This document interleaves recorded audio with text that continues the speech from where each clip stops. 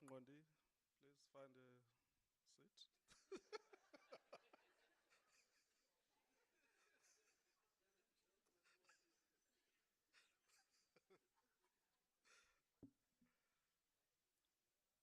Um, good morning, colleagues. So I've watched a few stand-up comedy, shows.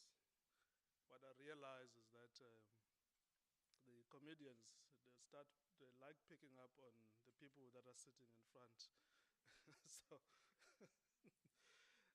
so, a very good morning um, to you and our Vice Chancellor is here with us.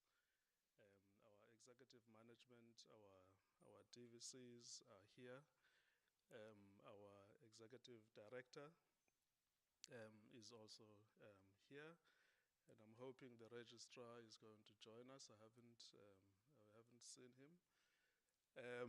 And the deans of various faculties and the assistant deans, we did receive one or two apologies, and the directors of various support units that are here.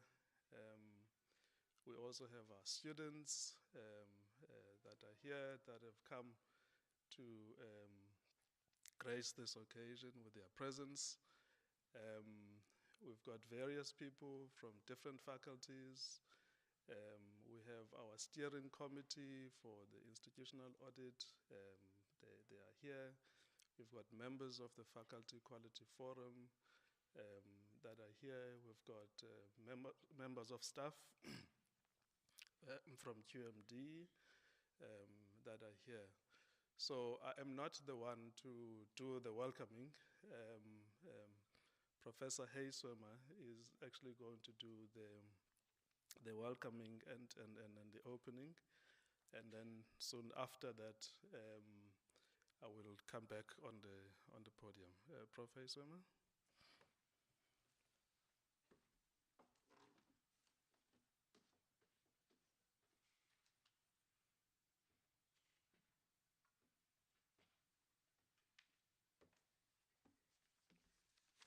Good morning, colleagues. I hope that you saw that I'm getting better. I even tried to come to the stage without my crutch.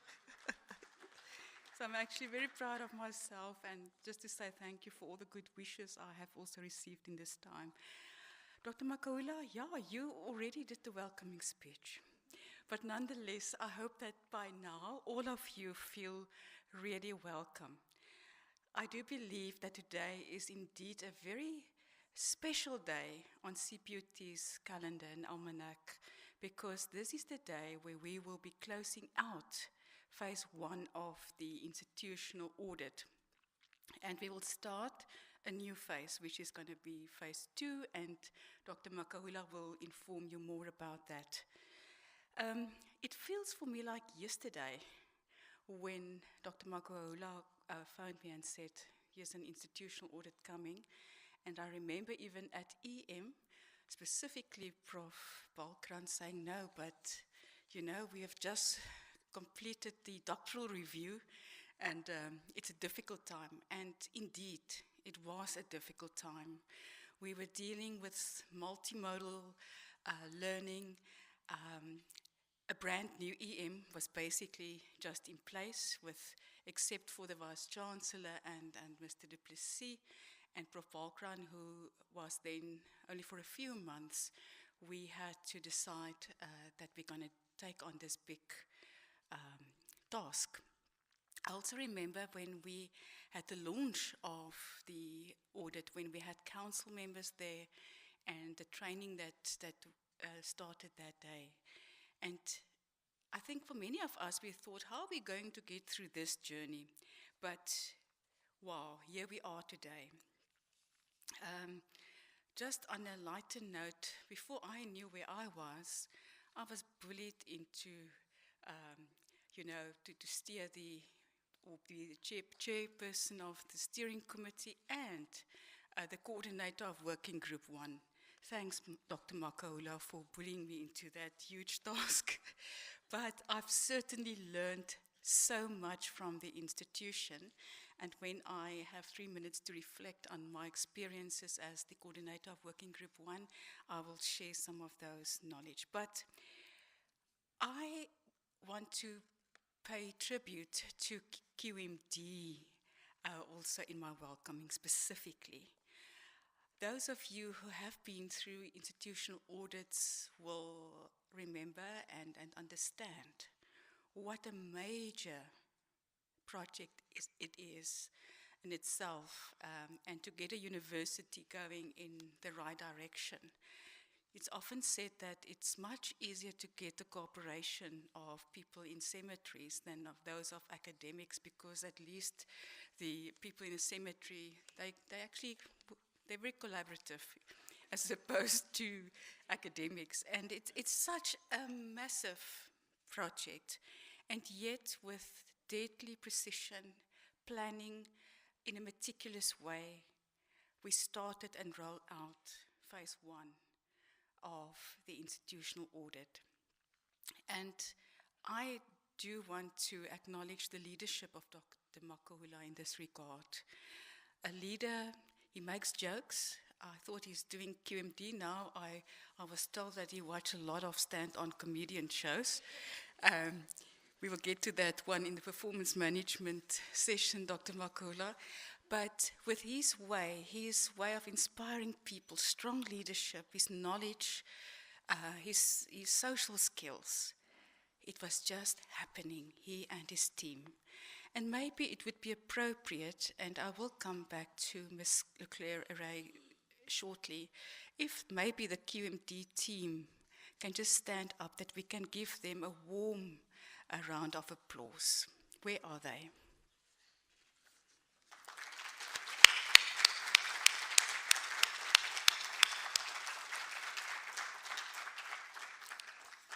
We are extremely proud of you and for your patience, especially when, I may have missed the deadline with an hour or so. But having said all of that, I think the fact that we have succeeded in submitting the institutional self-evaluation report on time in itself was something that we can celebrate here today. However, I would also like at this, maybe ask Dr. Makaula also to come to the front. Although it is a day to celebrate the journey so far, it's also a day where we are very sad, because a person who served the institution for almost 12 years and played a pivotal role in establishing quality assurance systems, processes, and policies in place, passed away on Saturday. And there are some reasons which will make it not possible for us to attend her memorial, but I thought, and we had a discussion, that it's just the right thing to take a moment to celebrate her life and to acknowledge the role that she played in terms of quality assurance, and even in this particular preparation for the institutional audit. If I may ask you to just stand up for a minute, and that we have a moment of silence in thinking and celebrating her life.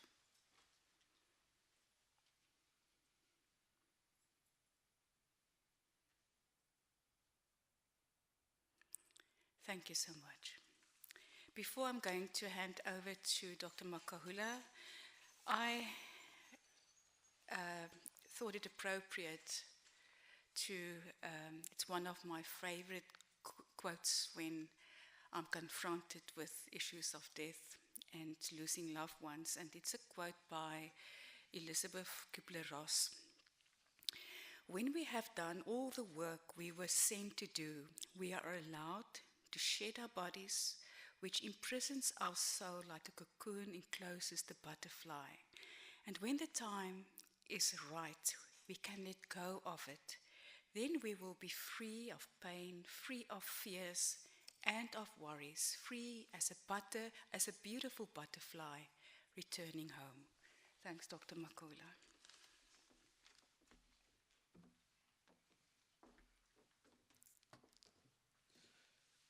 Thank you, Professor Hayswemmer. Indeed, it is very difficult.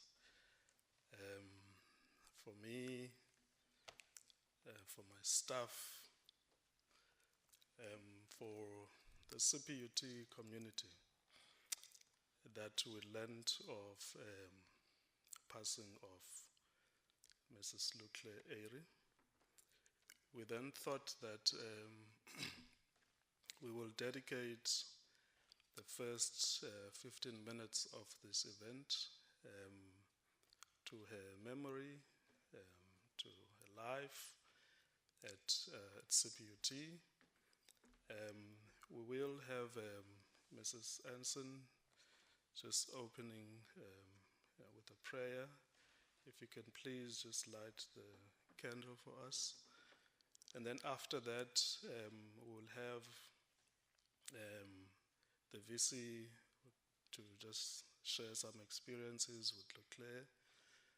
And then myself, I'm not sure if I'm strong enough to do that, but I'll try. And then one or two other individuals. And if any of the deans perhaps also wants to just share some memories with, we'll allow that. So Mrs. Anson, she's just going to do a prayer first. If you can please stand up. Shall we pray? Father, in the name of Jesus Christ, we thank you for such a time as this. We thank you that, Father, you have planned and purpose that on this day, your children, we shall experience this.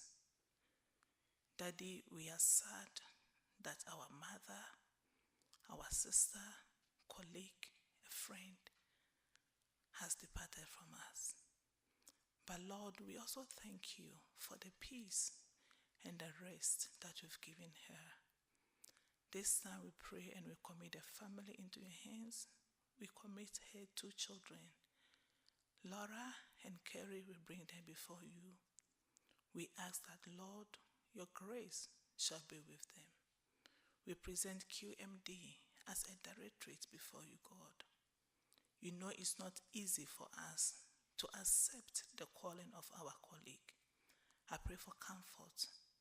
I pray that, Lord, you will wrap us with your warmth, that, Lord, we shall be comforted. I also present the whole institution before you. I pray that, Lord, you will rain comfort upon the institution Cput. That, Lord, we shall see the reason why you called Lukle home. We thank you in Jesus' name. Amen. Thank you, colleagues. We just call upon the VC to just reflect for a few minutes on the life of Mrs. Lukle Eyre. VC.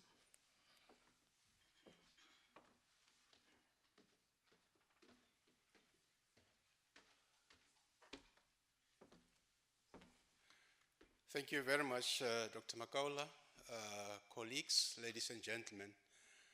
I don't have much to say. Safe to say that we arrived here at Cput almost at the same time, although I was actually slightly early, because I will be about 15 years here. I still remember Lukle's arrival vividly, and I still remember the office with the then director at the time, Dr. Dan Kotier, working tremendously hard in dealing with issues that were relating to the measures, different standards, at the same time vividly preparing the institution for the 2010 institutional audit. They were right in the forefront.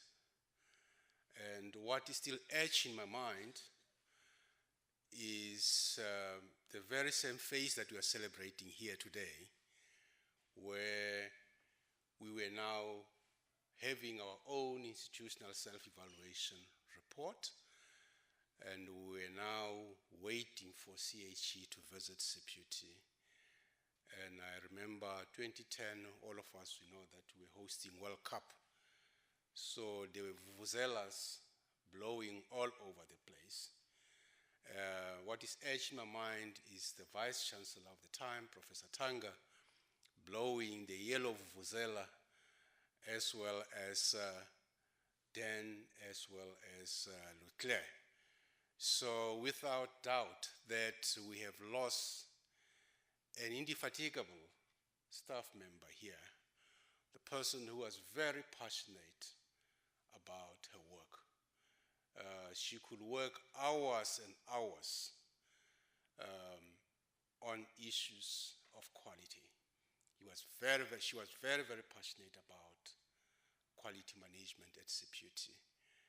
And I think from the entire executive management and council and staff members who have retired, who have worked with Leclerc, we can only say, may her soul rest in eternal peace.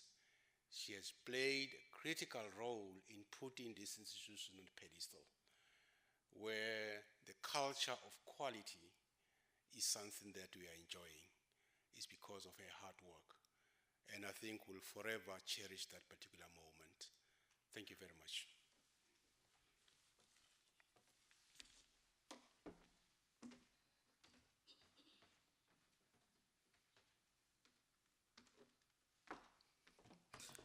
Indeed, hail the queen of quality.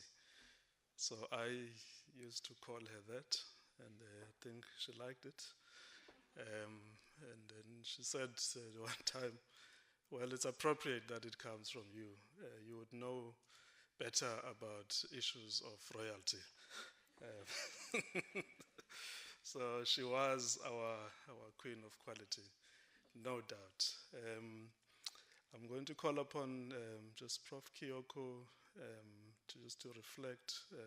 He worked very closely with Leclerc, and she was also a faculty quality advisor for applied sciences, together with, I think, FPMS as well.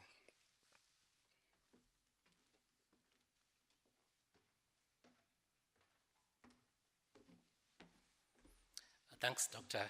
Makaula. Yes, as we walked in, I remarked to Dr. Makaula earlier on that this should be a celebratory event, seeing what we've done, how far we come with the audit. But it really isn't because of the loss that we faced. I think reflecting back on Leclerc, we joined Cput around the same time. She was, I think, a bit ahead.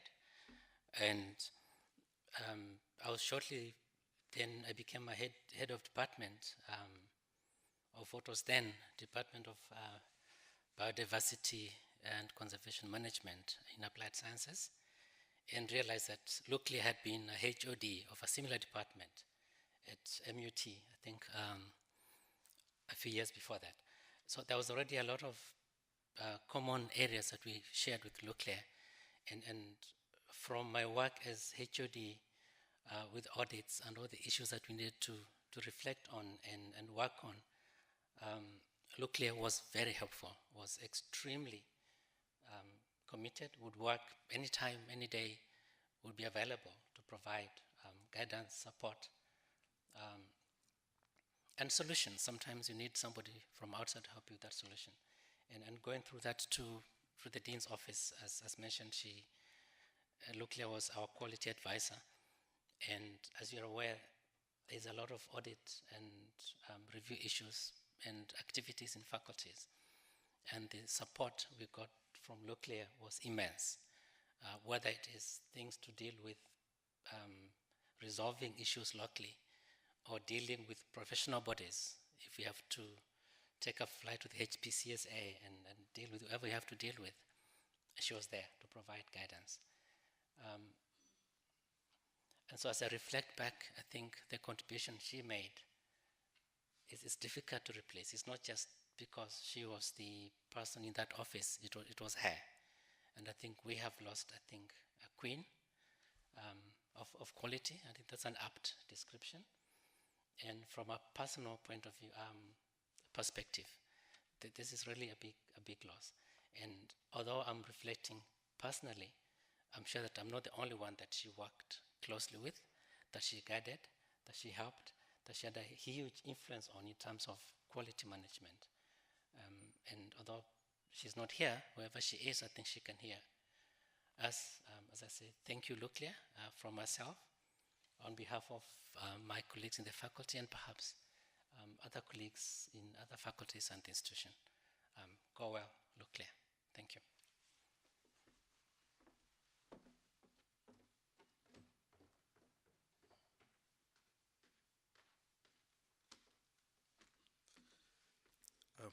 Thank you, Prof. Kyoko.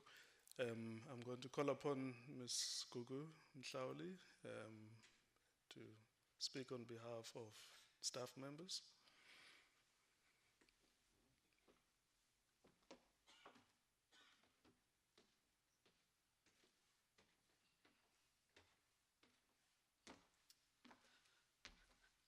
Thank you, Dr. Makaula. Good morning, colleagues.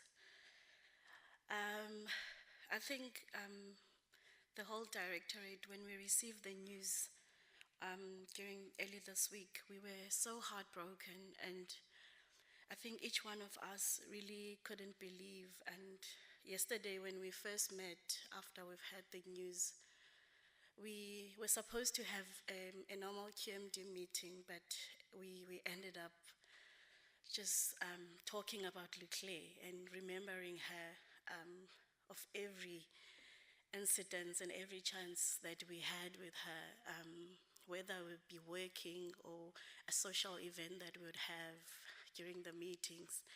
And it really hit us hard to receive the news. I think it was also in hope that she was going to get better. Knowing her, how resilient she was, and how always positive she would be in anything. She would always want to finish what she started. So we really had hopes that she was going to get better.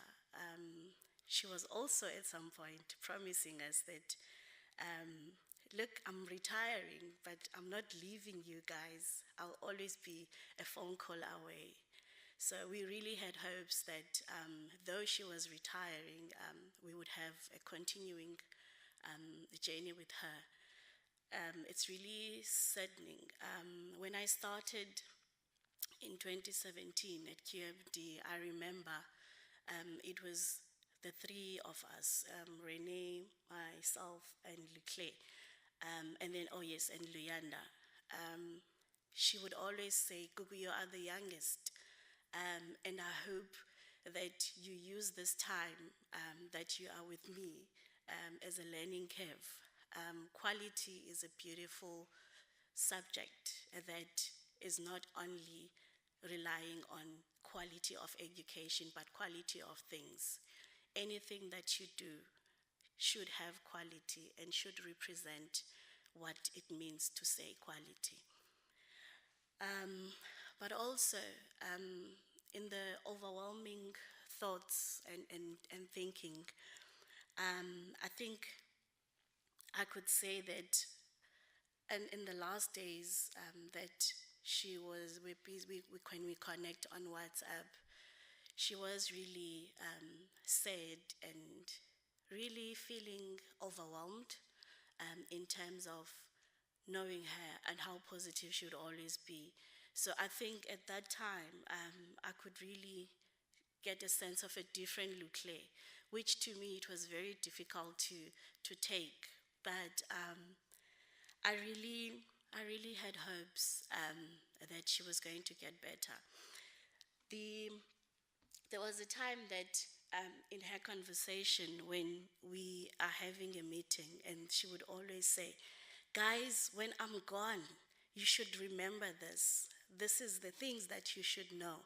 I'm not always going to be around. So please take anything that you can learn and learn from it and do better. Do better than the Leclerc that I am, because the future is in your hands. And I think we also, not just as a colleague, but we took Leclerc as our mother.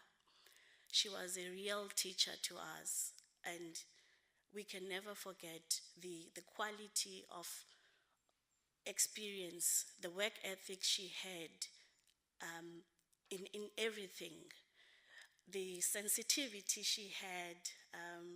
I always said, Leclerc, you always reflect to me as a Leo because you are so sensitive, you are so stubborn at times, but at the end, one, if they sit down and really understand where you're coming from, they would understand. I think that sometimes we need to allow ourselves that we do not have the same personalities in life, and once we start learning about other people, we'd really find that soft spot, that soft value of understanding a person, and that was Leclerc to me. She always referred me to be the same age as her youngest daughter, and she would say, and Gugu, your mother is the same age as me, so you should treat me as your mother, not just as a colleague. I really learned a lot, and I think my colleagues, and Ernestina, Renee, Alicia, we really learned a lot from Leclerc, and we will really miss her and her teaching and her loving self. A meeting without Leclerc, sometimes we know it's not going to be 3 hours or 4 hours. We know it's going to be short, 2 hours, because Leclerc is not there. But at the end, any one of us would always miss her and ask, how long was Leclerc's meeting going to take? Is she still going to join us? So I think we're really going to miss her. Her presence will be felt. But in her last words, she said, Gugu, I'm tired. I don't think there's anything they can do, but that's okay. And I think, and I guess also because of her words, we can all let her rest. May she forever be in our hearts. Thank you.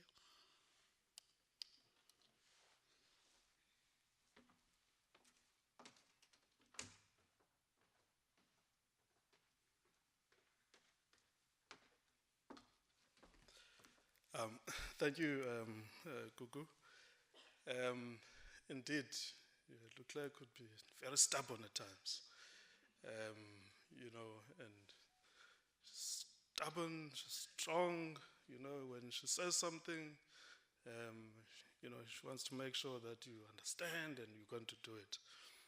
So my very first day, I think it was 1st of June 2019, yes, 2019. So of course I went to the VC's office, and VC welcomed me, and then after that, and then I asked the VC, so who was in the position before? Because I think for me that's very important. I said, no, there's Mrs. Airy, is she still around? I said, yes. I was like, wow, okay, I don't know how this is going to work out. And then we went down, Mr. Moyo took me down to the office, and as I was walking towards my office, Leclerc was sitting right outside my office. I didn't know which my office is. I had not seen even the inside of my office, but she wanted to see this new director. I was like, what is going on now? So I said to her, just 2 minutes. I just want to see where I'm going to sit, where my office is, and then after that, I want to talk to you. So she listened. So then I walk in, then they show me where I'm going to sit and everything. And then I said, okay, I need a meeting with all the staff. And she insisted that she wants to meet with me first before I meet with everybody else. I said, no, Leclerc, that's not how it's going to work. Let us meet as staff members, but after that, I'm going to give you however much time you need for us to talk. And we did exactly that. Of course, she shared her pains and experiences, with Cput. But I said to myself, there's a lot of wisdom in Leclerc. There's a lot of passion in Leclerc. There's a lot of dedication. There's a lot of commitment. And mine is to find that, the human side of Leclerc. Yes, it was a bit difficult at times, when we started this relationship, but I can tell you it was a beautiful relationship. We worked with it, we worked together, and I said to her, we need to work together on this. It's in my interest, it's in your interest, it's in the institution's interest, and she listened. So we became best of buddies, best of colleagues. She would even call me sweetheart. I was like, wow, what's going on now? but at the Sianda, sweetheart, I was like, okay, look, let's tone it down a bit. So we had that wonderful relationship. I mean, the picture that you see there. So it was a birthday on the 29th of July and her very last day at work because she retired. And we then decided, instead of having our normal meeting, let's just go to the hospital. Organize, we bought cakes and everything, flowers, as you can see, and then we went there. But because Leclerc is a very private person, so we were not quite sure how well we were going to be received. So I said to the colleagues, in fact, they said to me, Doc, please walk in front, so that whatever happens, we don't actually see. So you must take the blows. So I took the cake. The cake was quite big and heavy. Took the cake, and then they were walking behind me.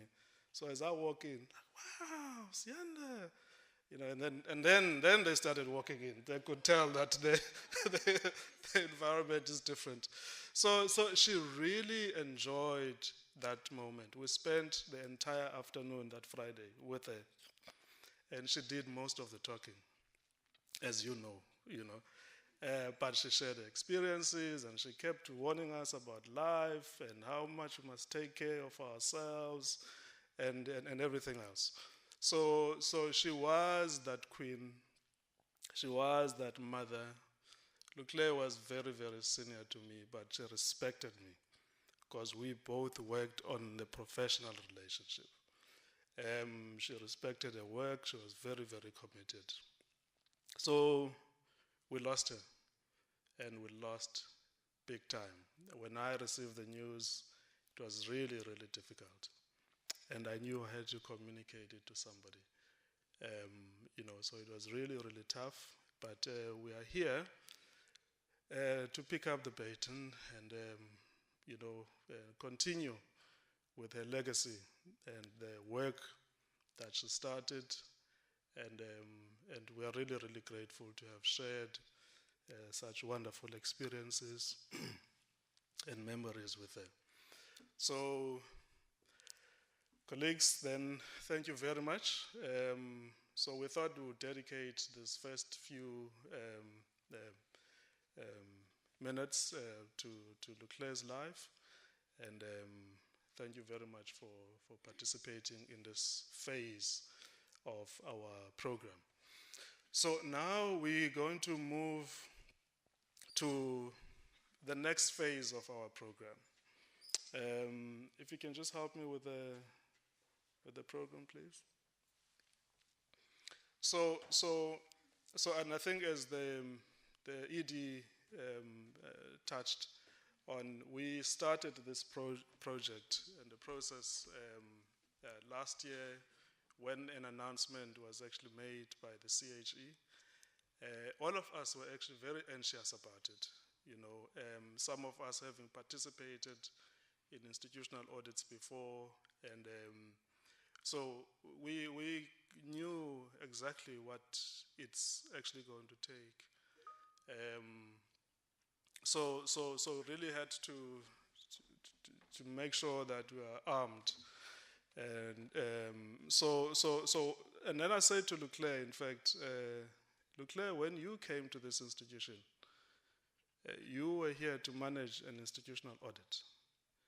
And your exit, because you are retiring in the year that we are doing an institutional audit, I would really like you to project manage, the institutional audit. And then she was very anxious. What if we don't get support from management, from colleagues and whatever? I said, leave the rest to me. All I need you to do is to put up a very good project management plan. I'll do the rest. So we presented that at our meeting in August, our project plan, what we're going to do, and we put various teams together. The CHE had asked us to put a steering committee, which Professor, I'm actually the chair of that steering committee. And it's the only committee, and I would like you to keep it busy.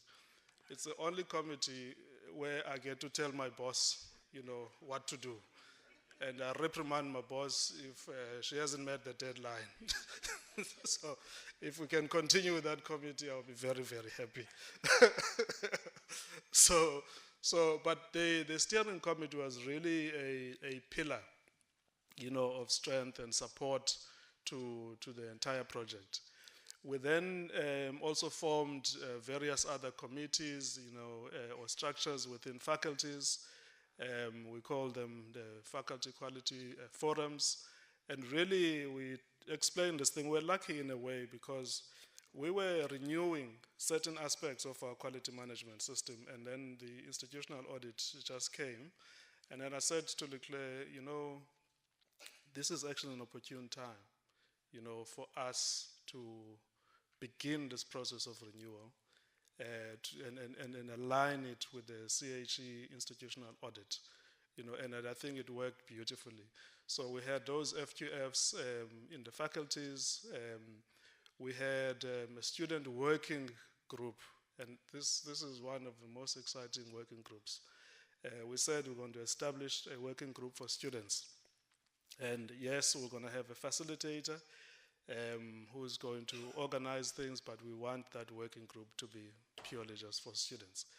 And it was one of the most exciting working groups, and they actually produced, their own student voice, which we incorporated into the SCR. So this is really the work that we have done. So we thought that let us mark the end of that phase where we were developing the SCR and then sending the SCR to the CHE, really by reflecting on what the journey that we actually traveled. And also, we asked, that management is here, the VC is here, so that they can hear for themselves what people actually went through, because it was really, really difficult. And finding time to do the institutional audit work and the demands that come with it, it was really something else. And you still had to continue to do your normal work that you're getting paid for. So we thought, let us do that kind of reflection. So we are going to call in the working group facilitators just to share with us a few minutes, 2 or 3 minutes, their experiences. We're going to call in, we also had a team of writers, which was headed by Mrs. Barbara Jones. She's not here today, but Dr. Leanne Roux, she's actually here. She's also just going to reflect. And then we also have the students that were part of the student working group, for them to reflect on the journey. We've got one student who's a postgrad student, and then we've got an undergrad student. And then after that, we'll do messages of appreciation. So if we can just call in working group facilitator 1, Professor Hayeswema. So I'm sending an instruction to my boss again in your presence. Thank you.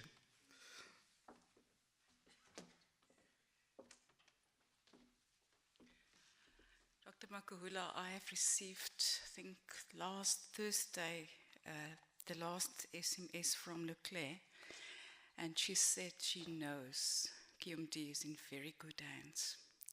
I thought I need to say that. I was the coordinator for Working Group 1, and the focus of Working Group 1, for those of you who have read the institutional self-evaluation report, it focused on governance, strategic planning, leadership and management. So what it meant in practice was that the members of the working group was EM members, deans and others, directors and senior managers at the institution.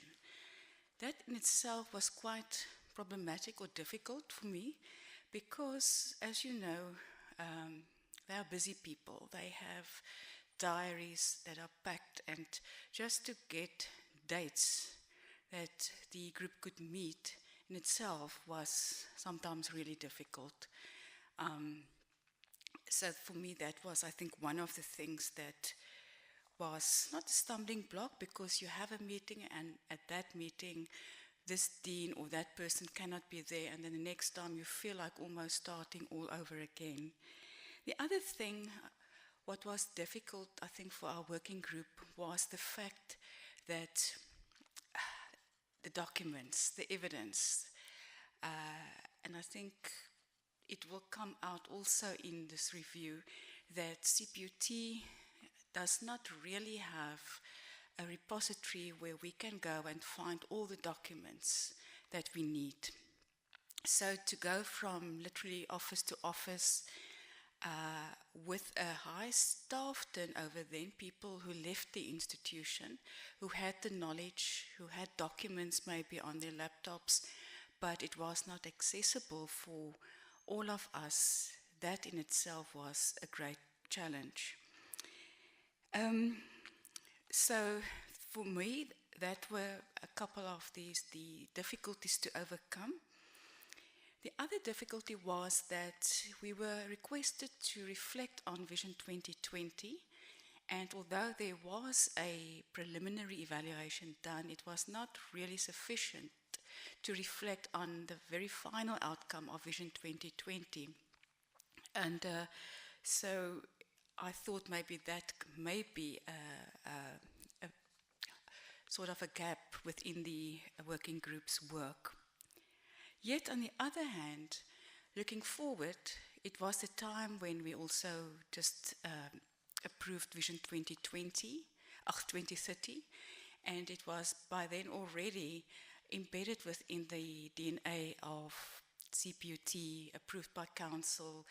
Faculties were working on their strategic plans, and it was great to see how the KPIs of EM, the link with the academic performance plan submitted to DHET, and everything just started to come together. And if I think where we're right now, that with the monitoring and evaluation of Vision 2030, that by the time the audit is happening, I think, for us to reflect on that with the review panels, for instance, will actually go well. I do believe at the end, going through this whole journey, that Cput do have a strong governance structure in place with committees, with the leadership, whether it's on EM level or on the dean's level or HOD level, to really make this audit successful and to take Cput into the next couple of years. It was indeed a journey, and I think as a newcomer to Cput, I've certainly learned a lot in a very quick space in time. Thank you.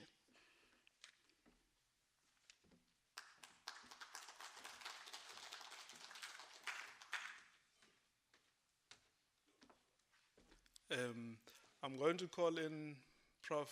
Nakuda, Working Group 2, followed by Professor Scholz, Working Group 4.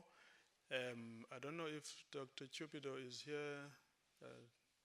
Dr. Cput? Okay, she's not here. And then after that, Mr. Mapatahlana. So I'm not going to come here. We'll just do it in that manner. Thank you.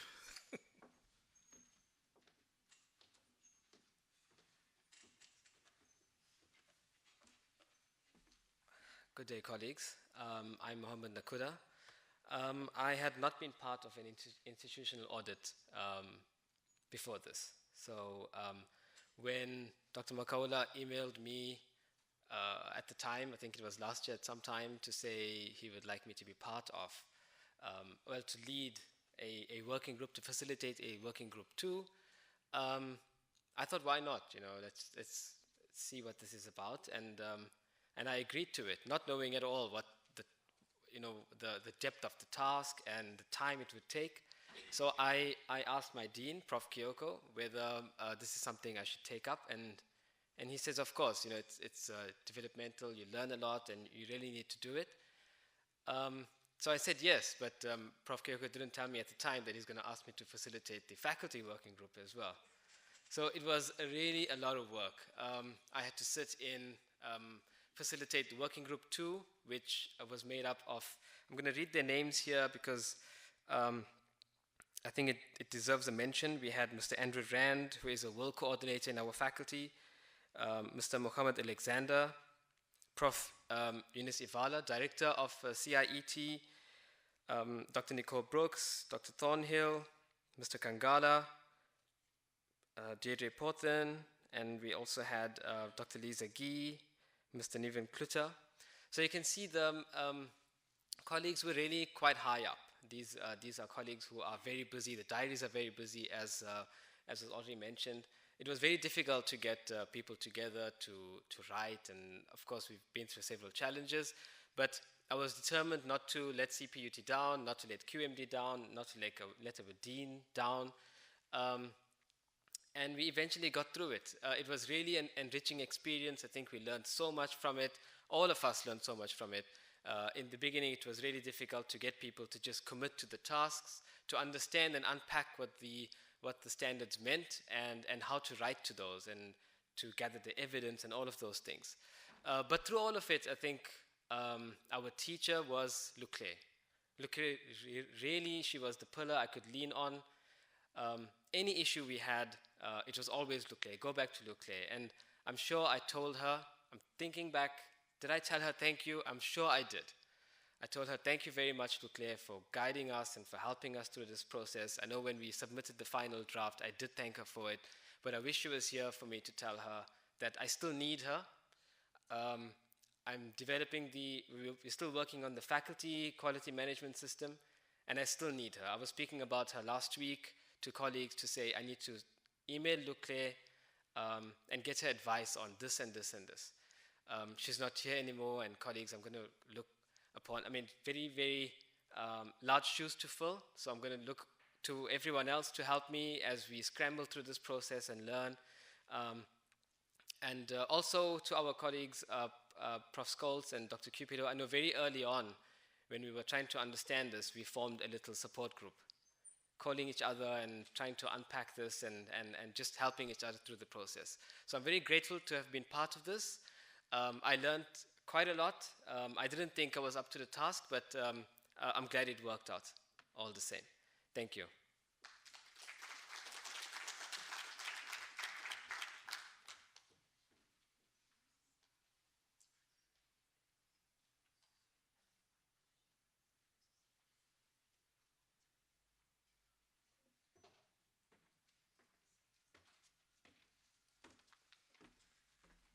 Good morning, all. I was the facilitator for Working Group 3, as well as for the Faculty of Business and Management Sciences. So, uncertainty, insecurity, development, sense of clarity, collaboration, sense of relief. These were all the kinds of emotions and sentiments that we felt at the start of the audit. It was very difficult. It was a journey that was angst-driven most of the time, but also provided a sense of achievement on submission. Sure, there were challenges, and I think some were mentioned already, but we learned that the project was bigger than any one of us as a team. And we really worked towards achieving our goal in terms of submission by means of collaboration and working synergistically. This was an opportunity to blur the boundaries between administrative staff and different units, as well as academics. The focus area that I facilitated was about looking at the subsystems at the institution and how the subsystems all align. So we had finance people on our group, we had ARC, AGC, human capital, and then we were not in our silos. We learned to work together, and we learned about the other aspects of what different units were doing at the institution. So it was very difficult at first because, as I mentioned, it was really about getting our heads around what it is that we needed to do. So when I thought about the reflection, it brought me back to our Cput graduate attributes. So we often think of Cput graduate attributes as being for students, but it's actually the Cput community that needs to embody, embrace, and personify our attributes to model it to the students. And the 4 attributes were actually very apt in terms of how we came to realize these attributes in terms of the actual engagement. So our first attribute is about being technologically adept. And certainly we had to learn how to be technologically adept in terms of, obviously, SharePoint became the focus area and the hub of note. And I remember sitting late at night because what happened was that our evidence folders were uploaded and it was ready to be hyperlinked to the institutional document. And only to discover that our faculty folders were, items were in the folder, but when you clicked on it to open, there was just nothing. So 721 items then had to be uploaded late at night, and Leclerc is waiting for these items to be uploaded. And together with Patrick Albertine, and sitting late at night trying to renumber the items and to ensure that all the items are ready for them to do the hyperlinking. So behind the scenes, when I say angst-driven, you can understand now why. So we really learned a lot in terms of using technology and in terms of providing support to the other. The second graduate attribute is about problem solving and being resilient. And this was certainly a case of where we had to lean on one another and be resilient, to problem solve, to think how are we going to actually develop the narrative for the different focus areas, and what are we going to do. And several meetings later, we're still not clear on what it is that we need to do. But it eventually, in true Cput style, it just all comes together at the end because we just all know that we have to contribute. And we problem solved in that way. The third attribute is about standing in the shoes of the other. And as facilitator, I certainly had to take a step back and acknowledge that this is peripheral to people's responsibilities, and that if they're not able to attend a meeting, that to meet with them at another time or to provide the kinds of support required. And it just makes one realize that this is, you're not an island, we are part of this together, and that we are not going to achieve what we set out to achieve by being individualistic. And then also, very briefly, the fourth graduate attribute is about ethics capability. And certainly, obviously, when doing anything academically, it is about the ethics. And for me, more importantly here, it was about the ethics of care and how we related to one another on a professional level. So certainly it was a learning experience. When I received the mail, it first stewed in my inbox for a while in terms of shall I not? And eventually when I accepted, it was really you in for a penny, in for a pound. And you just do whatever you need to do to get through this and to support the group that you're working with. And at the end of the project, you're no longer a group, you've become a team. And so I thank you, Dr. Makaula, for asking me, for inviting me to be a facilitator. For the group, many of you are sitting here today. I see Prof. Alexander, Prof. Berger. I'm going to forget names, so let me not start. So, although I started already. But to all the members and the team for Group 3, thank you so much. I think, we've done a great job. I have one lament, though, and that is that I didn't have enough time to submit a report that I wanted to submit because we were so pressed for time. It was really about trying to do the best you can at that point in time. And lastly, on Leclerc, we cannot not say thank you to Leclerc. I remember in meetings, and we held many meetings, Leclerc, what do we do? How do we go about this? And a few times she said in our meetings, I'm leaving at the end of June. And I said, no, you are not allowed to leave until we're done with this. She decided otherwise, but in any event, we are so thankful to her. She was just a mail away and not really a phone call. We used to email quite often, but I don't think that we could have done this without her. And to my facilitator colleagues, thank you for being for collaborating and to work on it. It was good to be able to share our concerns, our fears, and just to exhale. Thank you.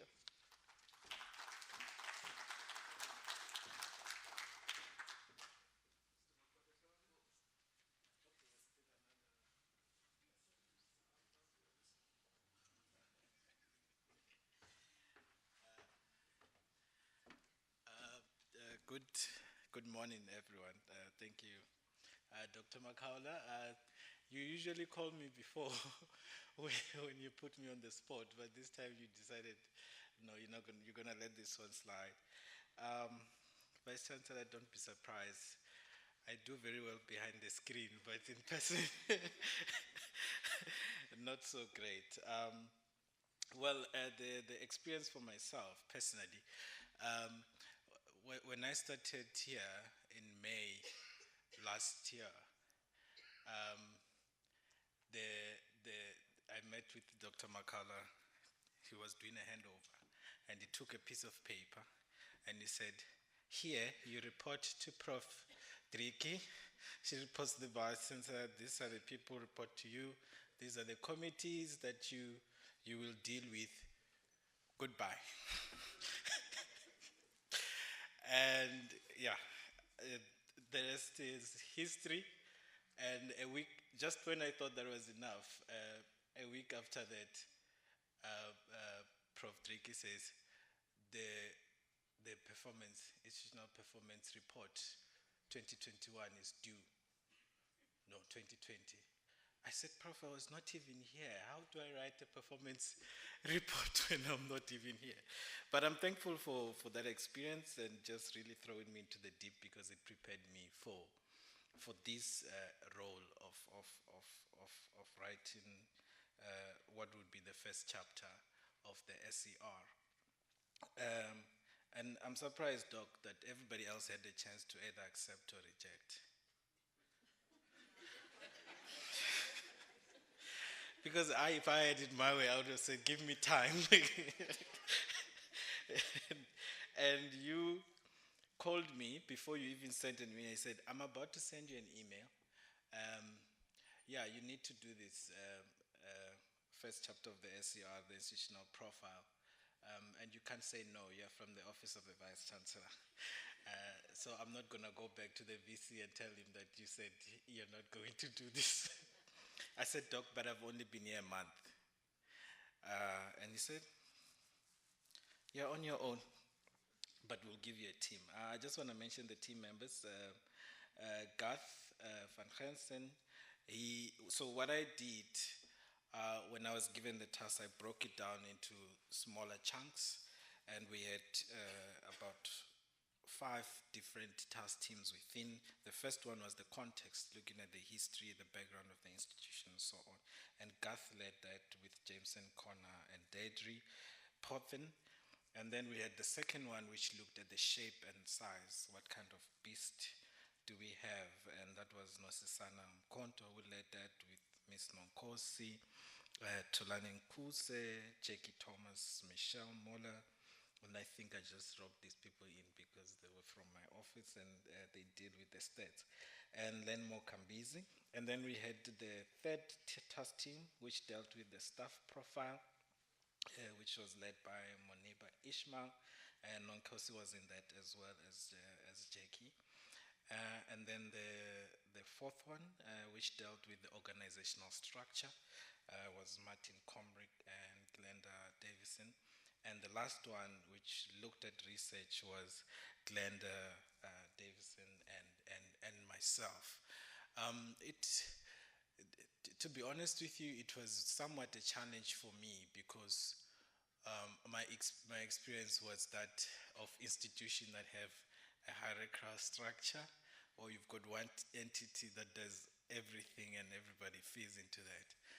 And to work, I was very scared to work in a proliferated structure where when we have to do things like that is let's all hold hand and work together.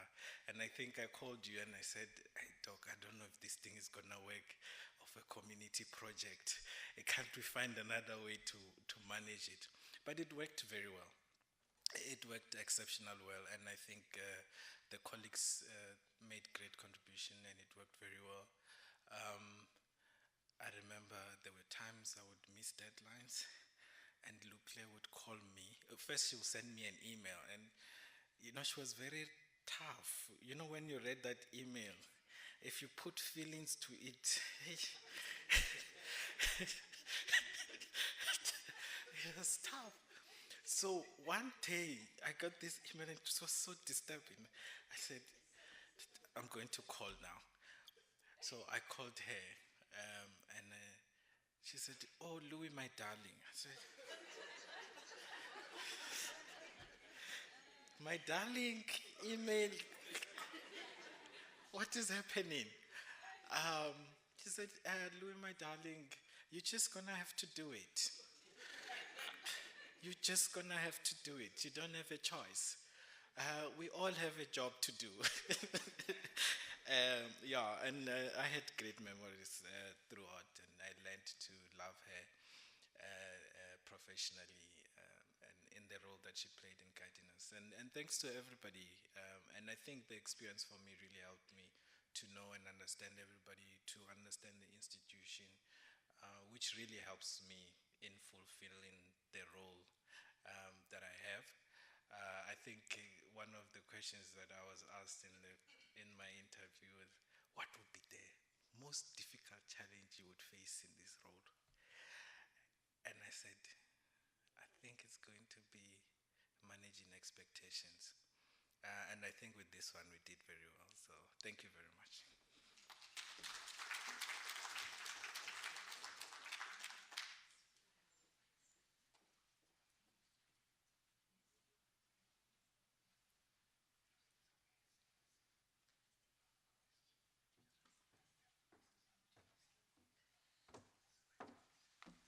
Good afternoon, colleagues. So I had the most exciting, interesting, vibrant, dynamic group, Working Group 7. So I was thrown to the deepest end to facilitate the Working Group 7. And to me, it was quite challenging because I had to sit down, go through the manual, identify what exactly do I want the student to present to Dr. Makaula and Leclerc. They will comment, Ernestina, do this and that and that. It wasn't easy, but it was worth it. So Working Group 7 was formed to actively interact with students for their voice to reflect in the self-evaluation report. Based on this, QMD made a decision that we will create an independent, safe space for the students without the interaction of their lecturers and HODs and deans. So that brought about the Working Group 7. And the working group consisted of undergraduate and postgraduate students from all the 6 faculties. We thought of that to ensure that each faculty is fairly represented in that working group. So to get the data, the information to work on, we decided to create focus group. So I contacted the HODs for the list of students from their specific department to help us get those kind of information that we are looking for. And indeed, the HODs were very supportive and cooperative. They gave us names. We formed working focus group. In total, we had 13 focus groups, 6 for the undergraduate students, 3 for postgraduate students, and we even went extra to even form working group for the alumni as well as the short courses. So it was very massive, and you can imagine how it was. We had such a massive data, but I was also appreciative to see the high level of commitment that came from the working group. We were to be around 17 of us, but unfortunately, not all of them were that dedicated to do that. So the working group, 7 members showed a high level of commitment in the analysis of the data. As I mentioned earlier on, it was such a very huge data, so you can imagine. We had some sort of challenges. The challenges that we had was that some of the students that were appointed as working group members couldn't participate in that exercise because of clinical exercises and so on and so forth. So they couldn't really participate. And then some of the students also got a little bit occupied when it was getting to the end of the year. They were quite busy with their studies, so they couldn't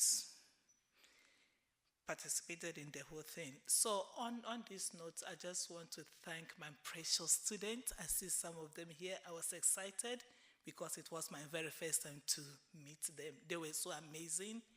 And thank you so much for your hard work. I salute you. Thank you.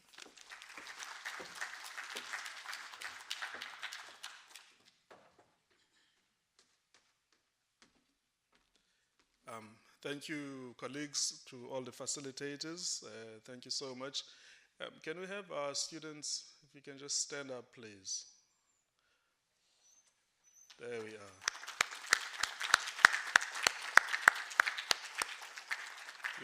You did a wonderful job. Wonderful job. So you may sit. You see, they still listen. When you say stand up, they stand up, and they don't sit before you tell them to sit. That's good. So we also had a team of writers. So one of the things we learned from the doctoral review was that if you're going to commit, Professor would remember this, if you're going to commit academics to writing this thing on their own, it's going to be a big challenge. So we decided this time around we're going to put together a team of writers. They are going to work together with the working group facilitators, with the FQFs and so on and so forth. And I think to a large extent, that actually helped and relieved some of the pressure of some of the staff members and the working group facilitators. So we're going to have Dr. Rue. She will represent the writers to share experiences. After that, if we can have Ms. T. Sejikela and Mr. Esau coming straight after Dr. Rue. Thanks.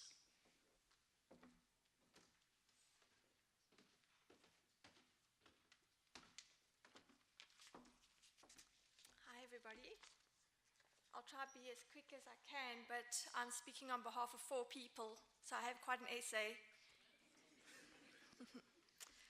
Okay, so first of all, I would like to thank QMD and Cput for giving me the opportunity to participate in this momentous project. I'd also like to thank Leclerc and my writer colleagues, Barbara Joan, Prof. Ken Barris, and Prof. Tebeka Mda, for their great friendship, wonderful suggestions, and pivotal feedback they provided throughout the writing process. The project was enriched by their valuable contributions. The first part of the project entailed the writing and compiling of the faculty SERs. Each writer was assigned specific faculties and working groups.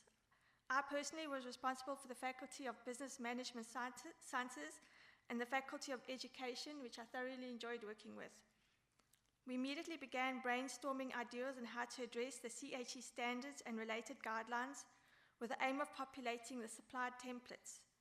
Over the next few months, we attended dozens of scheduled team meetings and FQF meetings to discuss these points and also report on the progress that was being made. As a result of good collaboration, our individual groups were able to provide plenty of information to contribute to and support each standard. Once there was sufficient information to work with, the writers began reviewing the content of their faculty SERs, providing feedback to the groups, looking for gaps and inconsistencies, as well as attending to language and technical matters. Reflecting on this part of the process, my writer colleagues and I were able to produce good quality and detailed SERs, mostly because of how well we worked together and because of the excellent collaboration between the academic groups. At least for me, this experience taught me to take advantage of each group member's individual strengths and wealth of knowledge when working together as a team. Additionally, Leclerc's organization of the process for the writers and for the task teams was superb, as were the supporting materials, templates, and feedback she provided. Once our faculty SERs were complete, we embarked on a critical reflection process, whereby each writer was given 2 SERs and a working group template from other faculties, different to the ones we had been working on for the past few months. We worked on this during the December period, while some of us were dealing with our own personal challenges, such as recovering from COVID-19.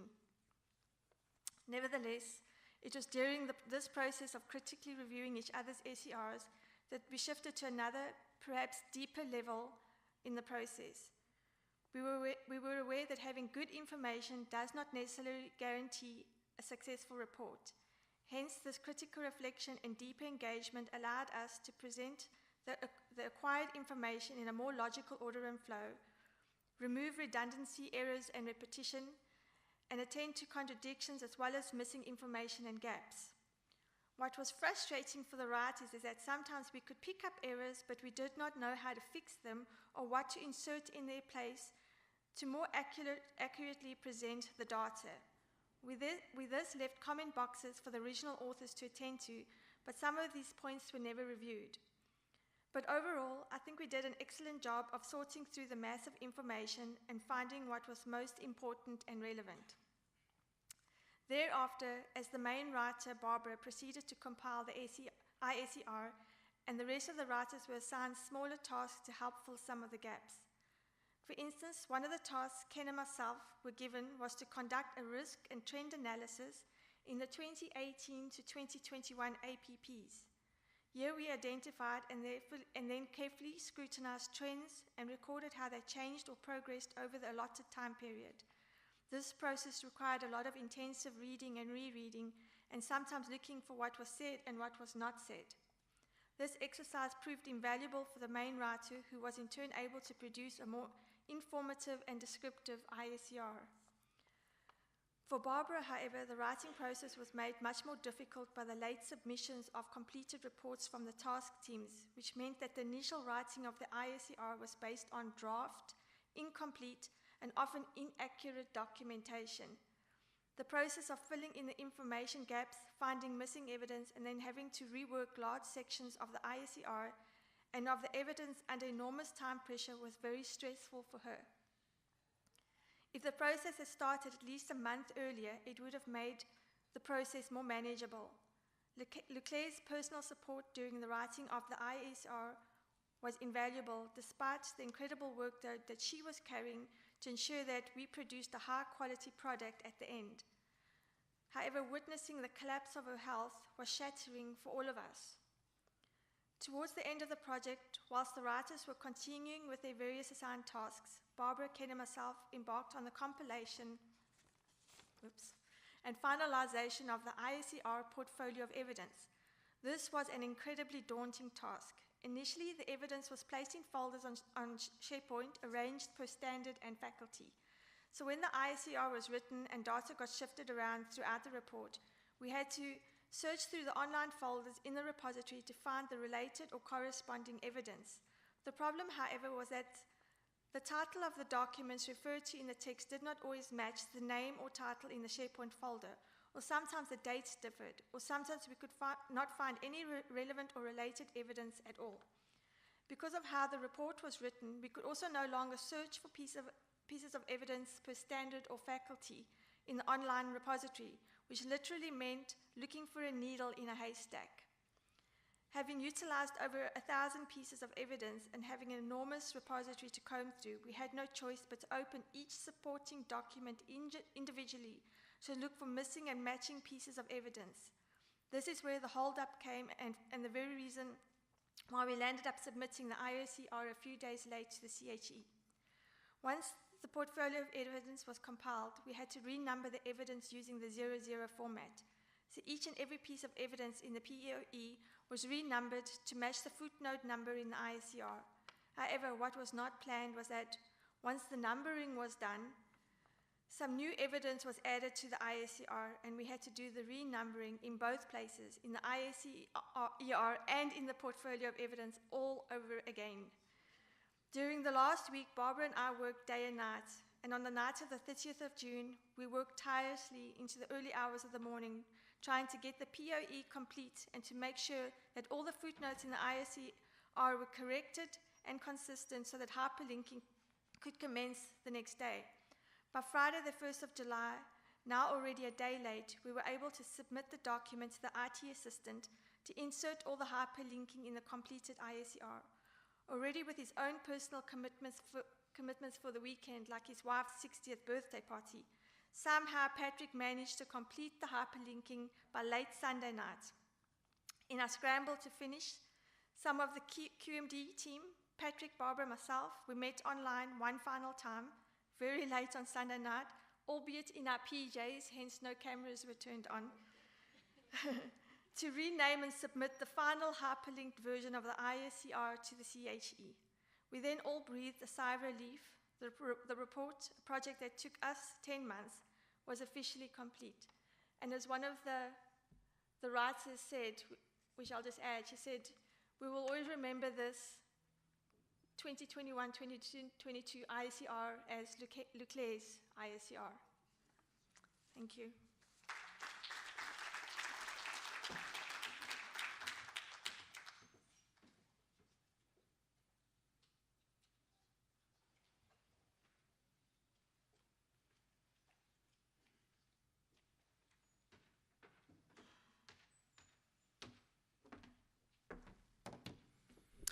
Good morning, everybody.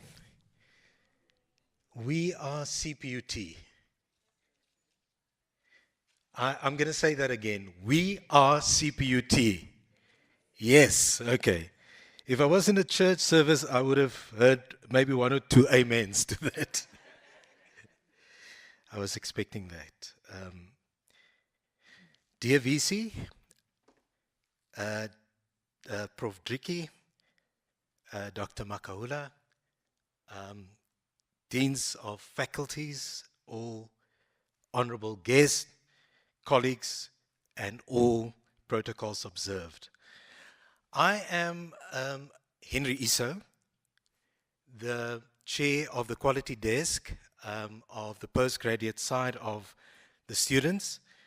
And I am aware that we have a limited time, but allow me to reflect on my short interaction with Ms. Leclerc as well.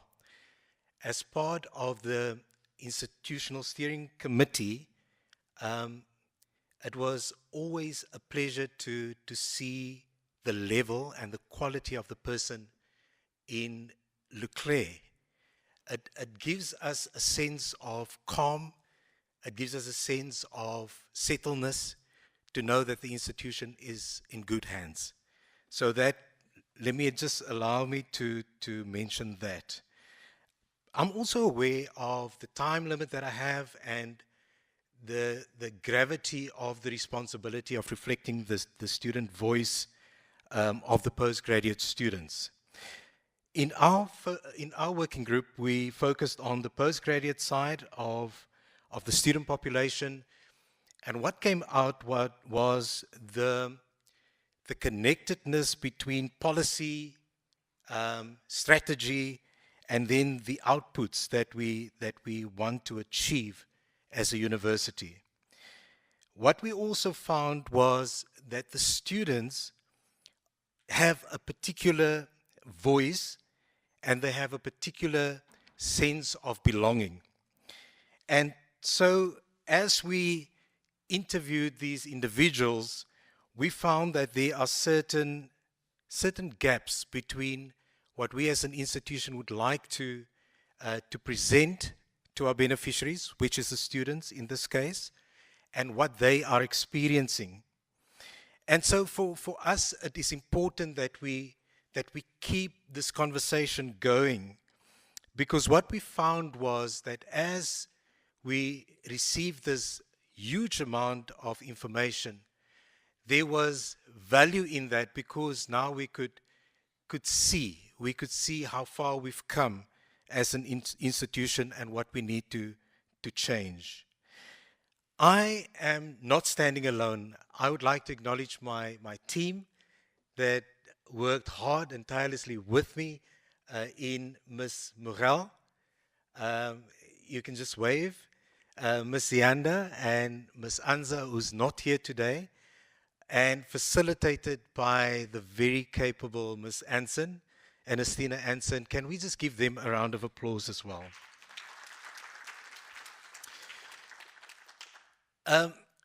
Prof. Brennan posits that all human development happens within an ecological system of support.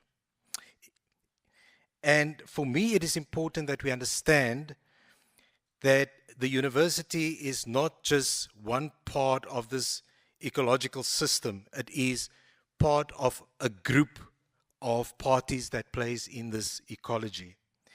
And so for us, it is important to understand that we are as strong or as weak as this support system that we build around us. So for us, once again, from a postgraduate point of view, we are in good hands, I think, VC. And we are at the point where we would like to be represented in Africa, in the world, in South Africa, and take our place amongst postgraduates. Thank you very much, ladies and gentlemen.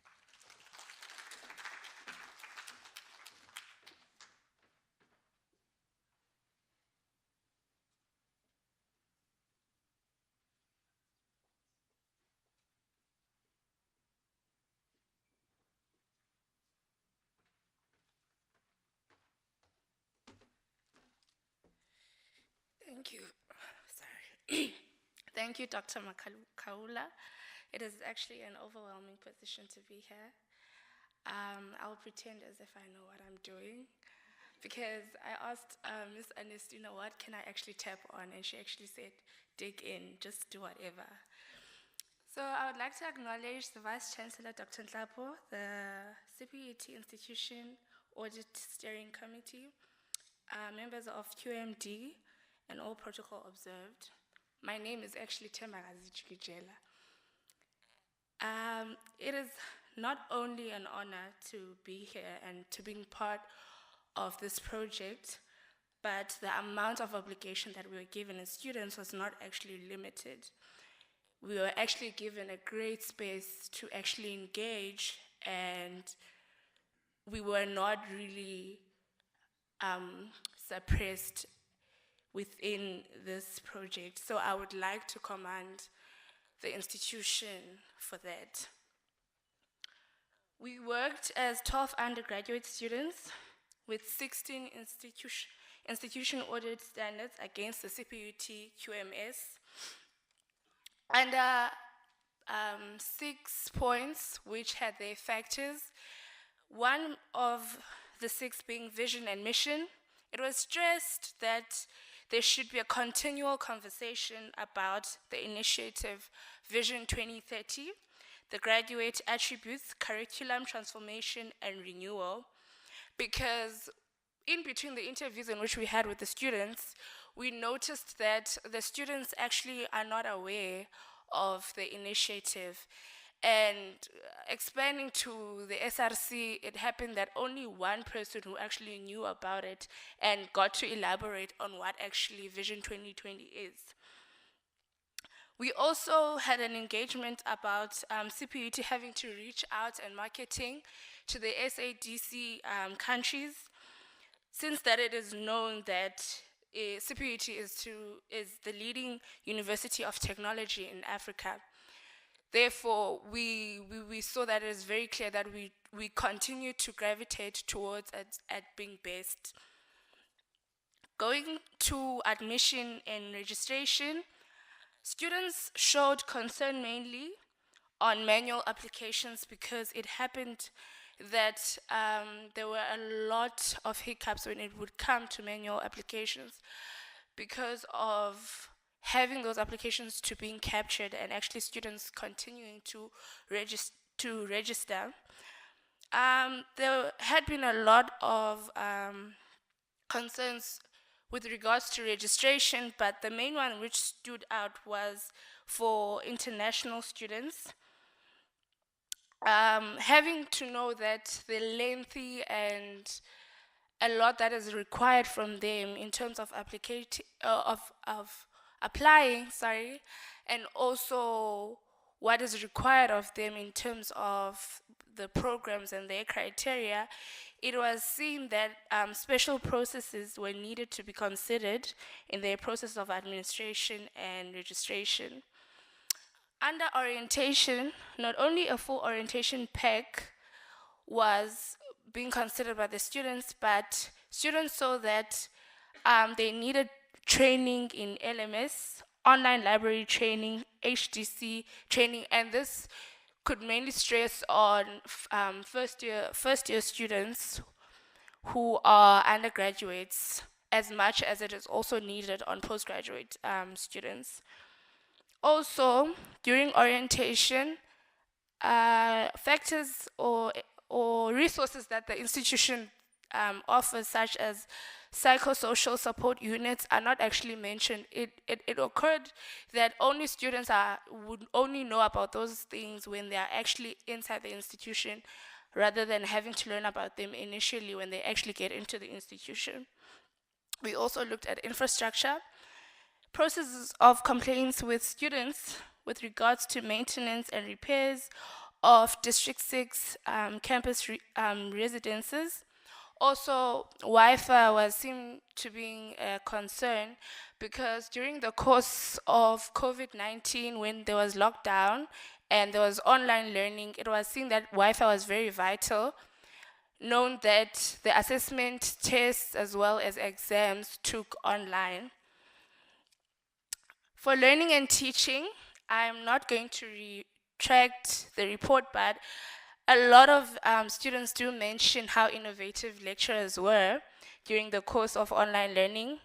And it was seen that training had helped a lot of lecturers because it gave out like a satisfactory percentage of undergraduates having to graduate.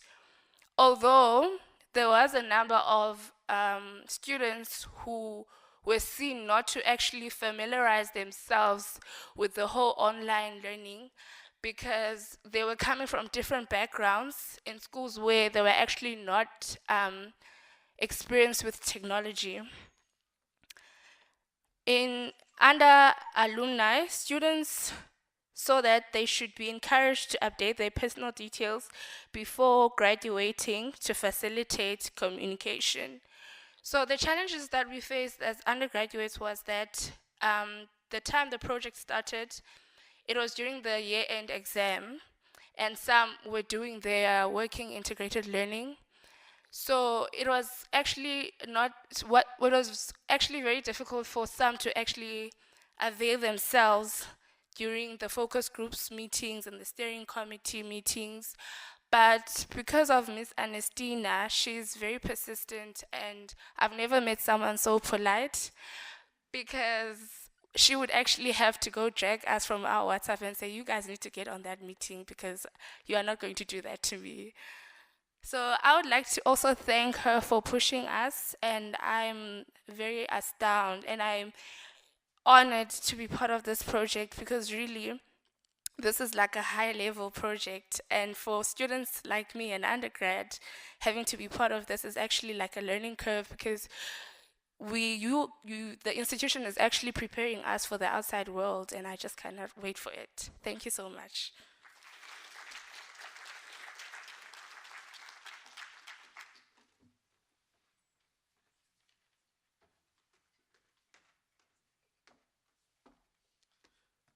Thank you, colleagues. Thank you to our students. You heard from the horse's mouth, VC and management.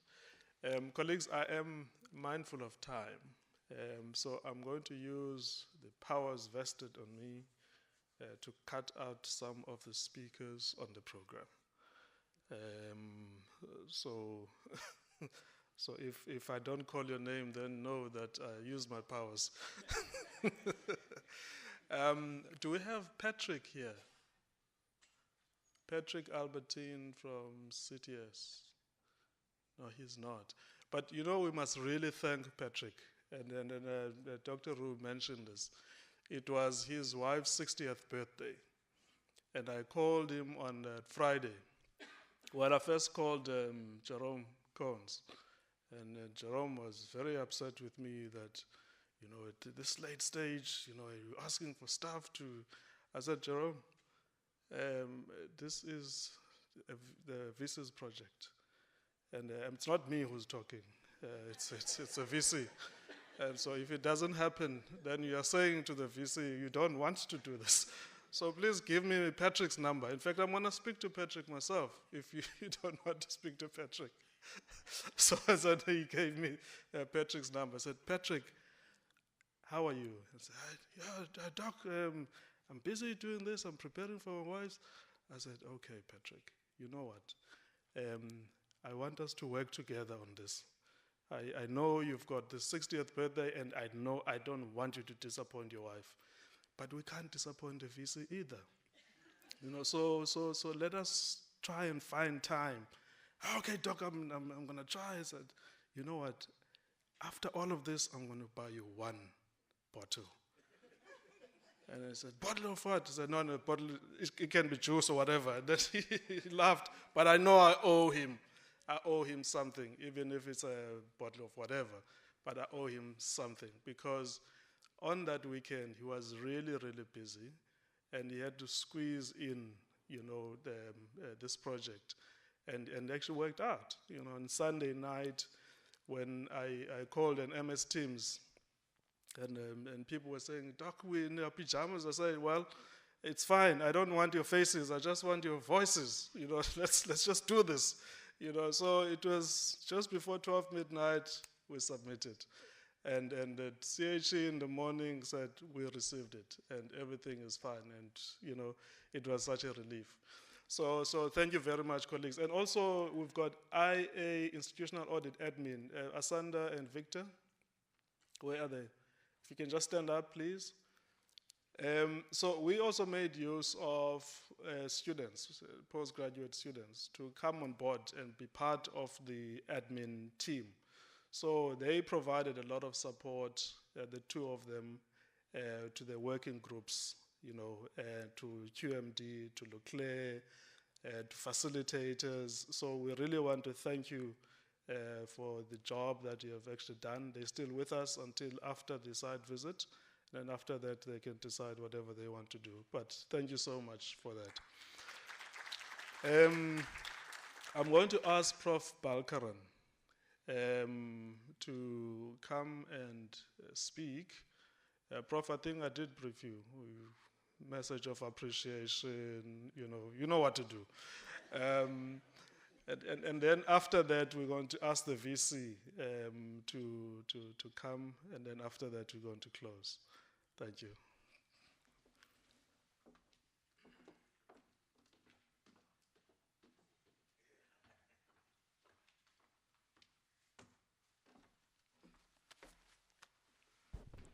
Good morning, colleagues. I'm so glad when I was in school we did impromptu speech, impromptu speaking, because that's what's happening right now. But thank you, Vice-Chancellor. This entire event thus far and the entire journey in terms of just this whole audit process reflects two things. The first thing is the very fact that we've acknowledged Leclerc in the way we did, the very fact that many of you spoke about the teams and the struggles, the trials and tribulations you've been through. Vice-Chancellor, it speaks to oneness, and it's the spirit in which we want to embrace going forward to 2030. And I think that that's something that we must hold on to, because that's one of our strengths in terms of how we move to the next phase. The second part it speaks towards is smartness, because I think just the mere fact that we have this voluminous amount of documents, working through SharePoint, working in our pajamas, working online, just to understand the important things, to put things together is really about smartness. And I think we embrace these two components within our DNA, we're going to go a long way. I think if we look at just the standards, especially the working group facilitators, and the workers and the members that worked within those groups, if you just look at the standards and the focus areas, it clearly dissects the university in such a way that it really exposes who we are and how we offer things. Because it's really now about saying this is who we are in terms of the public, and the CHE, who is our quality assurer, is now seeing us in our most naked form. And I think if you look at the kind of areas that point towards quality, those are the key indicators. And I think these are the areas that are going to say to us that going forward, that we have to pay attention to these areas in whatever it is that we do, whether we teach and learn, whether we do research, whether we are working in our support units, that we have to focus on these areas. I want to say, firstly, thank you, and just to show my appreciation to everyone on behalf of executive management, just about the kind of work that we've put in, the tremendous amount of work, despite all of the other things, the demands that were put onto us, we were still able to come through the entire thing and do this in a successful way. Of course, I want to say thank you to the Vice-Chancellor, because it's his leadership that has really kind of imbibed into all of the structures that in such a way that we've been able to bring things to the fore. And thank you to his guidance for all of this. To QMD, Dr. Makaula, thank you very much. He just has a sense of calmness about how he does things. Even if it is urgent and things haven't been done, things have fallen apart, he'll say it to you in such a way, only when the phone is down you realize, gosh, this is what happened. But I think he just has that sense of calmness, and it speaks towards the quality of his leadership. And then to all of the working group facilitators, the members of the working group, the people that dealt with the standards, the coordinators, and all of the management team, the heads of department, the deans, the directors, just the entire Cput team, just to say thank you very much. It's this kind of oneness that's going to bring us to succeed in terms of our 2030 vision. And this is not a damper, but just to indicate that this is now the first step. The second step is to invite our colleagues, the CHE, to come in, and of course we welcome them to provide the necessary feedback that we require. And of course, with the same kind of spirit of oneness and smartness, we will address those areas that they think we have shortcomings in. And of course, in the higher education system today, there's so much of criticism about who is a university, who is a technical college, who is not a university. And of course, they look towards things like research, teaching and learning, and they look at the quality of those things. So we will be very, very glad to see and very anxious to see their feedback, and of course, equally anxious to deal with the challenges that they may find. And of course, in our self-reflection, we were very honest and we were very open just about our weaknesses and our strengths. Just to say thank you very much, and I truly appreciate, and on behalf of the Vice-Chancellor and Executive Management, we truly appreciate all that have been done. Thank you very much.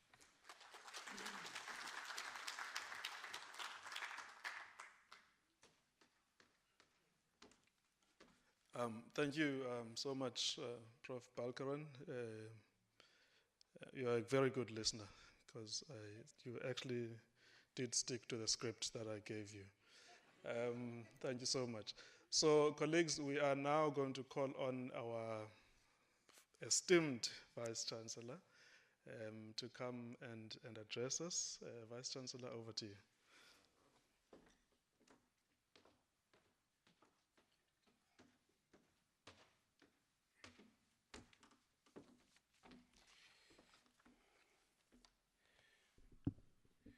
Thank you very much, Dr. Makaula, for the very kind introduction.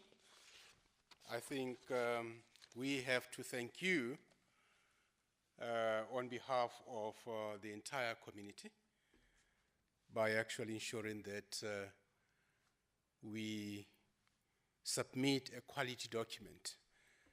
And indeed, ladies and gentlemen, this is a celebration of oneness. I've been listening carefully to speech after speech about how you work together to ensure that we meet our obligation. Good afternoon to all of you. Good afternoon. Molweni mawethu.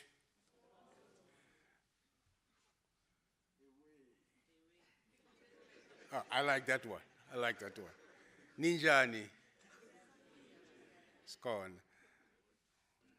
Goeiemiddag, dames en heren.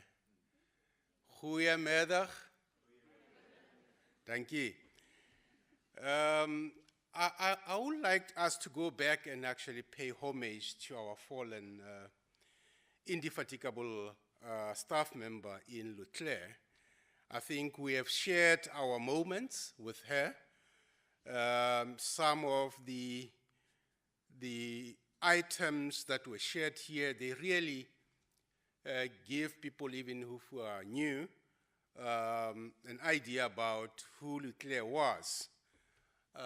It still hasn't sunk in me that we are talking about her in the past. But that's the nature of life. But we really want to thank the family, as well as the department for working so well with her.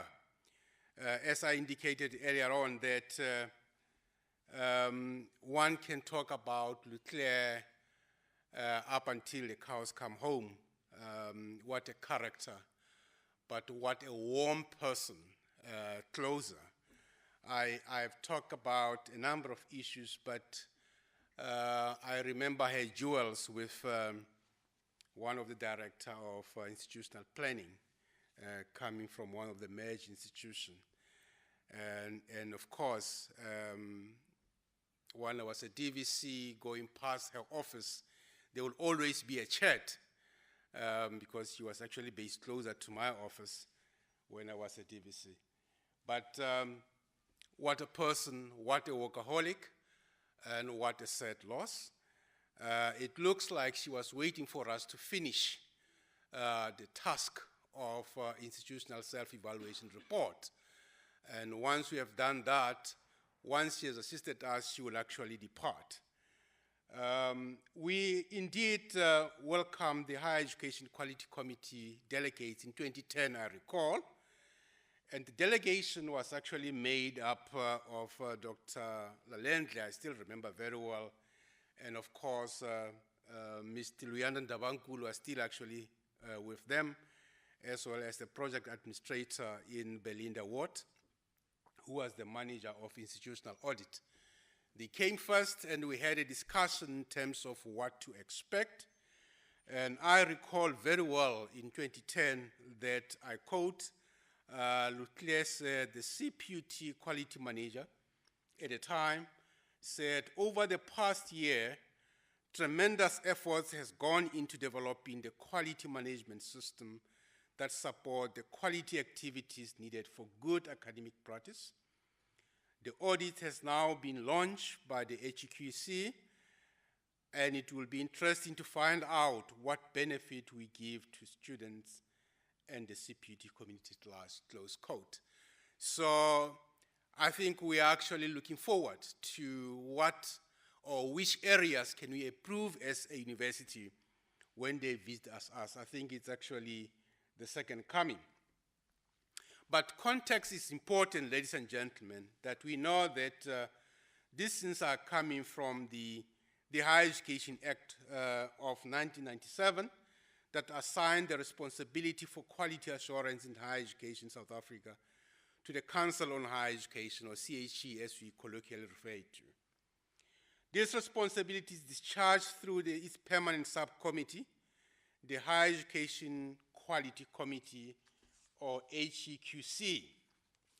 Its mandate, among the others, includes quality promotion, institutional quality audit, and program accreditation. Institutional audit constitutes one of the mechanisms through which the HEQC carries out its responsibility for quality assurance. And we know that the audit will focus on institutional policies, systems, procedures, strategies, and resources for quality management of the core function of teaching and learning, research and innovation, community engagement, including the relevant academic support services. More specifically, institutional audit will seek to assess an institution's capacity for quality management of its academic activity in a manner that meets its specified mission, goals, and objectives, and engage appropriately with the expectations and needs of various internal and external constituencies. So that's actually the brief of CHE, and I'm sure that we are going to acquit ourselves with distinction.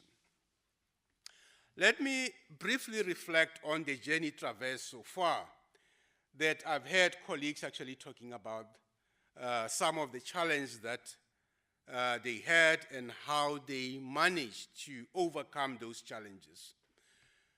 But ladies and gentlemen, we know that learning is actually in those particular challenges. Sometimes it's the journey that teaches you a lot about your destination. Sometimes success is a journey, not a destination. And sometimes it's good to enjoy the journey and try to get better every day. So I hope that this self-evaluation report is going to assist us to reflect and be the better selves. And I also know, as far as the journey is concerned, that the only impossible journey is the one you never begin. So we have started the process. We are halfway through this journey, and I hope that we are ready for the next phase. Colleagues always say that it is difficult, but I always say this is actually difficult, but it's also very sweet. I've talked about the issue of the honey and the bitterness. That I always say in Latin, that we always say amor, that means love, et mele, et fele, es fecundissimus. That means that you always have two sides of the same coin. Maybe difficult, but at the same time, it is actually sweet. And of course, we have every reason to celebrate this milestone here today. Please recall that amor et mele et fele es fecundissimus. That means that love is rich in honey as it is in bitterness or gall. So let's actually enjoy this milestone as an institution. So my role as a Vice Chancellor here today is to give a message of support and appreciation to all who were involved in the process and the entire Cput community. Critical readers, you have done a stunning job. I read the document. I'm always keen in finding some typos. I could not actually find any. And that was actually massive. And I remember I was actually flying from South Africa to France. And I think we were in Nairobi at the time. When Dr. Makaula dropped me a message, said, VC, please, you have to sign. And I said, you know what, I'm going to ensure that wherever I got network, I'm not going to miss because this must be a success. And indeed, I managed to sign this in transit. Is the commitment that we have made to this particular institution. I know that all of us, that's the reason why you are here today, that one can just make a call at this institution and people will come and rally behind you to ensure that brand Cput becomes a success. And I always say to people, that is actually the reason why we are still here after 15 years. I've said to some of my staff that when I was coming from Gauteng, coming to Cape Town, I said, you know what, no, I got a 5-year contract. After 5 years, I will actually go back to Gauteng because you can't compare Gauteng and Cape Town. Alas, we are talking about now 15 years down the line, I'm still here. It is that particular spirit that we have captured now in Vision 2030, the spirit of Ubuntu, the spirit of oneness that we want to drive as a strategy now for Cput, that we must value every voice. Every voice at Cput matters. Whether you are a security or you are in the protection services, whether you are a cleaner, whether you are a professor, your voice matters. That's what One Smart Cput is actually saying. So a message of appreciation to senior management and executives, the dean of faculties, that all your contribution and of course marshalling your troops to achieve this feat is appreciated. We know that in life that we have to have this appreciation because everything that you appreciate, appreciate. And everything that you don't appreciate, do not appreciate. So as a consequence, we are actually appreciating that. So I'm actually making a clarion call to you today to say, we are just halfway. The battle is not won yet. So phase 2 is on the horizon, and I'm actually making that particular call to say, all hands on deck. We are actually going to have CHE here in October, and let's repeat the same. As we always say, let's have that encore. Into mnandi apindo. Smele siphunde futhi. The message of support and collaboration and cooperation, the breaking of silos among entities is really appreciated by the Office of the Vice Chancellor. The institutional audit is assisting Cput to achieve mainly its Vision 2030. And I hope that through the indicators that you have said in terms of them looking at how we have actually given ourselves critique and using the proxies of quality, we'll be able to know exactly where we stand as an institution. All that I can say, ladies and gentlemen, is that WOZA Phase 2, we are actually ready as an institution. We are actually looking forward. The site visit that is going to take place here on the 10th to the 14th, they will find us ready. Enkosi mawethu ndiyabulela kakhulu. All that we are saying, magwande, kuqhume. Enkosi, bye-bye.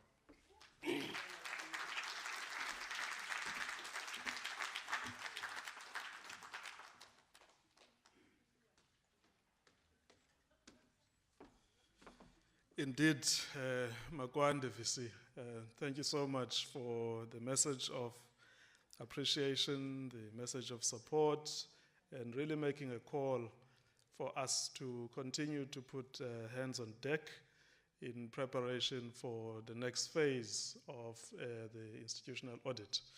I heard you VC talking about the two sides of the coin. There's one side that is most underestimated, the one that this coin spins on. It's never mentioned. Colleagues, as I said, we are now going to close. But before we close, let me just mention that we are now preparing for phase 2. And we had a meeting with the CHE yesterday. We impressed upon them that they must send us the program for the site visit, because it's that program that is actually going to guide us in terms of how do we formulate these interviewee sessions, and also how we compile the lists of interviews and so on. We also just want to get a sense of what this program looks like, what sort of modalities are they going to use, but they did indicate that it's actually going to be hybrid. So the first 2 days, it will mainly be online, and then the last 2 days, it will be physical, face-to-face. So they want to visit us, see our facilities, talk to some of us, go to various campuses, and so on and so forth. But I think it's very important that they share that program with us so that we can start the process of putting things together. Indeed, we're way beyond 50% VC. We're way beyond halfway through. I think with the work that has gone into the entire project, it's really just a matter of putting the interviewee groups together, and the CHE comes here in just under 2 months. And I think we are going to make it. The spirit that the team here and those that were unable to come have shown, I really think and believe that we will make it. So without wasting time, I am going to call in Professor Pau, Dr. Pau, our DVC for RTIP, to share some closing remarks. And then after that, we're going to have lunch outside. Please don't leave without eating lunch. It was meant for you. And we're also going to take an opportunity for a photo shoot, I'm told. So just freshen up your makeup and make sure that those pictures are Instagrammable. Busiso would know more about what I'm talking about. So we're going to have that session outside, photo shoot and eat, and then that will be the end of our program. You will certainly hear from the steering committee, from QMD team, in terms of what is going to take place going forward. Dr. Pau.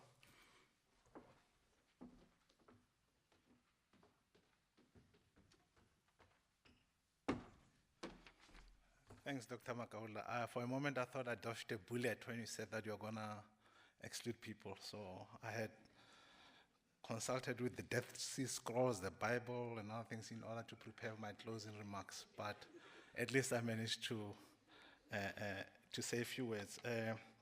Thank you, Program Director Dr. Makaula.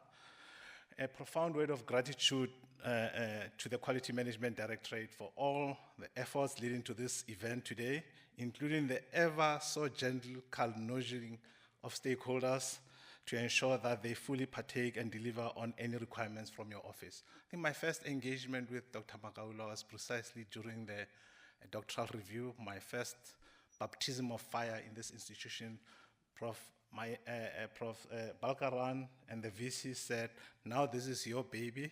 Whatever is required in terms of the program doctoral improvement plan, you have to run with it. And Dr. Makaula, to his credit, has been very much engaged in all the Senate committees that I looked after, and he's always raised his hands in terms of making sure that our quality assurance is up to standard, and for that, it's deeply appreciated.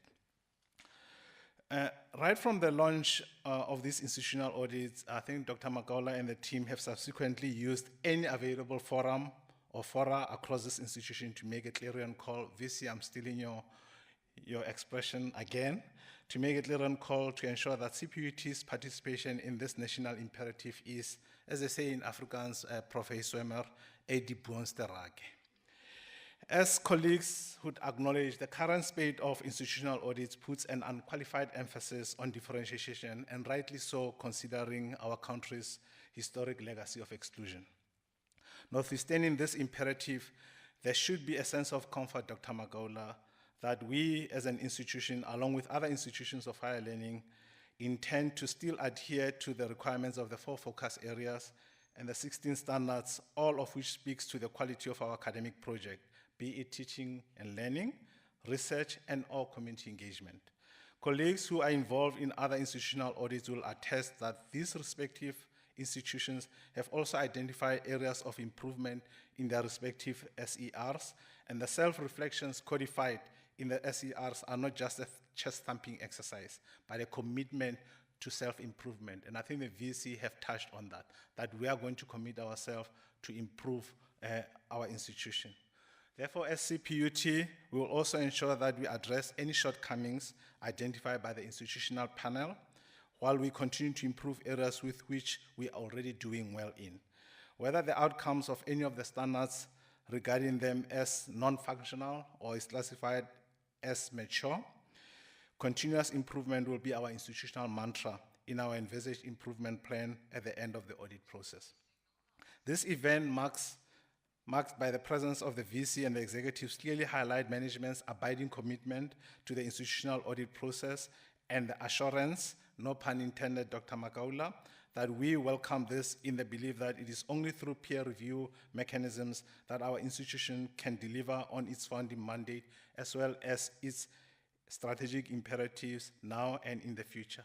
With that, I'd like to thank you, the management, Dr. Makaula and his team, and the entire CPUT community for this really worthwhile effort. Thank you.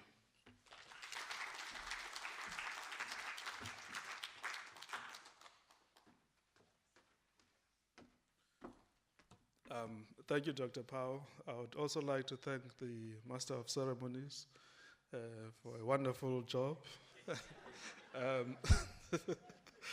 Okay, colleagues, we have come to the end of the formalities. So as I mentioned, we're just simply going to go outside. We'll be guided by our team and I think MCD as well in terms of, you know, the chest in and chest out kind of business. So make sure we've got... so thank you so much, colleagues, and thank you very much for honoring this event with your presence. Thank you very much, VC, and the team. Thanks, colleagues.